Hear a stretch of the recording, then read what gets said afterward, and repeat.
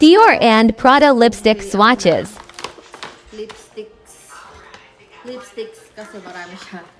So, bibilangin ko kung ilang lipstick yung nabili ko. May pa-free na ganito at saka yung mga perfume na maliliit. Ito yung Miss Dior na maliit. Meron akong ganito pero binigay ko din. Mabango to, mabango. So, ang nabili kong lipstick ay dalawang Prada.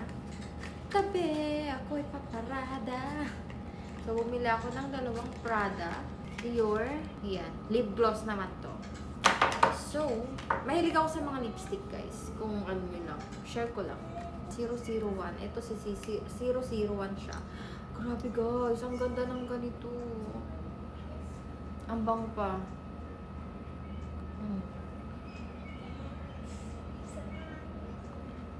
Guys. Ito si 001. Pangit yung lighting ko, guys. Pangit. So, ito si 001. Meron siyang ano, parang mint sa lips. Parang malamig yung feeling niya. Yan. Ito naman yung next natin, si 007.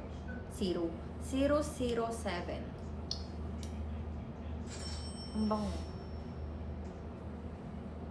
Guys, ang ganda nito. Nakikita ko lang ito sa TikTok. Sabi ko, hindi naman ako mahilig sa lip gloss. Pero, ito ang the best na lip gloss na na-try ko sa buong buhay ko. Ayan siya. Ito ay si 007. Ito si 015. Ayan. So, ganito siya. 004. Bubrayin ko lang to. Kulay.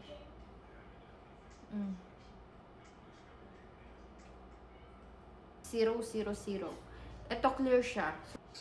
Wala. Clear lang siya. Ganyan lang. Clear. Walang eme-eme.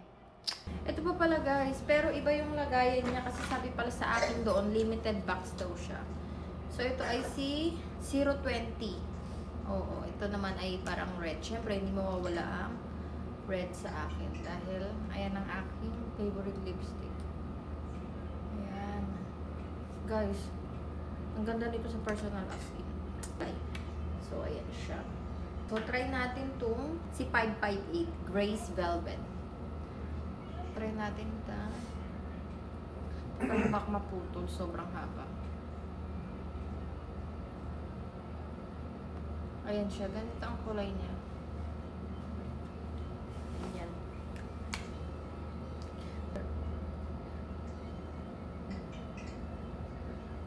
Diba? Mas na gumanda yung kulay. Ito ay si 737.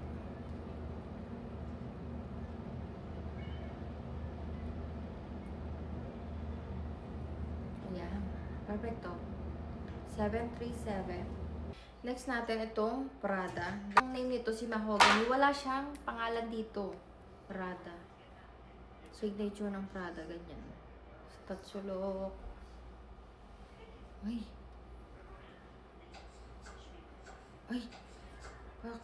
Maganda. Diba? Maganda talaga to kaya ito yung binili ko. Ang pangalan nito ay Uniform. Maubos na yung time natin. Ayan. Ganito lang yung mga shade na kinukuha ko talaga, guys. Ayan lang, guys. Sorry na sa mukha ko kasi very tired ako ngayon. Ayan lang. Bye-bye.